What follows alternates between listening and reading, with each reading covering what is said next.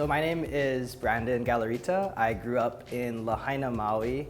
Grew up there in Honokowai and in Lahaina, the whole west side, so lots of pride for Lahaina. Went to Lahaina Luna High School, so public school proud. And basically after graduation, I was the first child in my family to go to college, so first year college graduate. Went to Maui College, got my associate's degree in liberal arts. I actually had no idea in what degree, what interests I had. I just knew because my mom told me, go to college. Got that associate's degree and I still didn't know what I wanted to do. So I just was like, well, I've always had an interest in education, but I don't know exactly. I love all subjects. So I ended up going to UH, thinking I wanted to go into earth science education, and I realized I didn't have enough money to go to the whole program and take all the classes I didn't take in my associates. So well, I guess I'll settle for the fastest program, which was English at the time, which I loved anyway, and I was like, doesn't matter, I'm gonna be a teacher, I'll just do one program and that's what it'll be. So I got my bachelor's in English and went back to Maui to substitute teach. And in the meantime, had found out that I needed to get my certification, and I was looking for a bunch of programs like I Teach Hawaii, Chaminade, UH, and I was like, okay, still can't afford any of this. While I was substitute teaching, I moved back to Oahu to be with my wife, soon-to-be wife at the time, and I heard through my principal that there was a program called Grow Our Own. So, cool, I'm gonna do that. I applied for it and finished the post-baccalaureate certificate in education. While I was in the post-baccalaureate certificate for education and English program, I was teaching full-time at formerly Central Middle School, now proudly Ke'elikolani Middle School. I was a substitute there for, I think it was about 6 months or half the school year, and my principal at the time asked if I wanted to get a full-time job there and as an emergency hire. So it was like full-time work and the full-time program, which was quite a lot, but I was actually really thankful because I was able to stay in my position and not be able to get moved and placed somewhere else. So what helped me decide how to get funding and which program to go with, I looked around for, like I said earlier, I Teach Hawaii, it was cheap. I was like, well, I'll just go with that. Substitute teaching at the time was, wasn't the best money. It's still okay for what I had, but I was not enough to go into debt, and I didn't want to do that.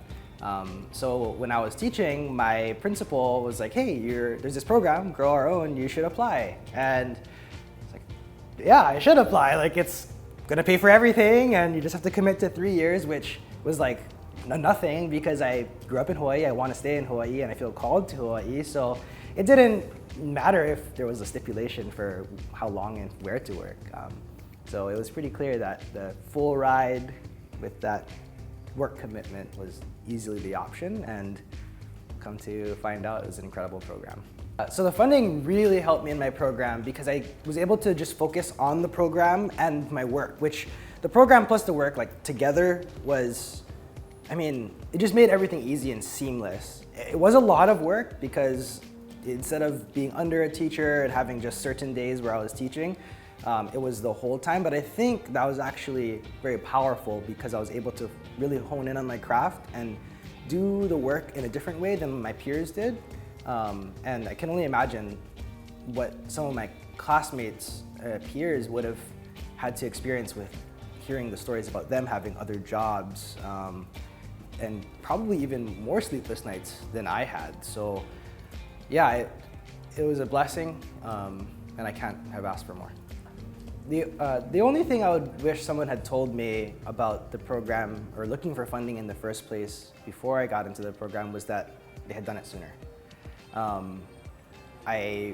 If I could go back in time, obviously everything worked out incredibly well and I'm really thankful for that, but I think it would have been better to have been a seamless transition from my English program into even a master's in education program. If there was the funding available at that time.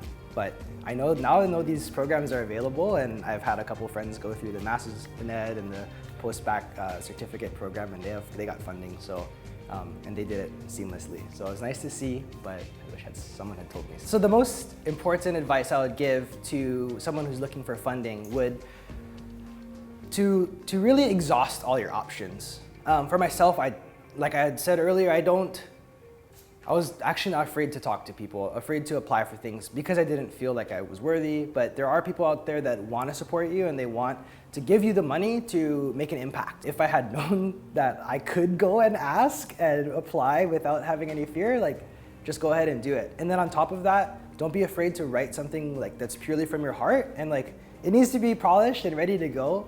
But what's gonna really impact your practice as a teacher is your heart for the work that we do, because it does take a lot of effort, it does take a lot of energy and hard work, really, on top of the thinking and so much more. To be able to write something, craft something that really shows who you are and what you want to do and what you want to accomplish, I think will make you successful in obtaining the funding that you need, especially with how much need there is.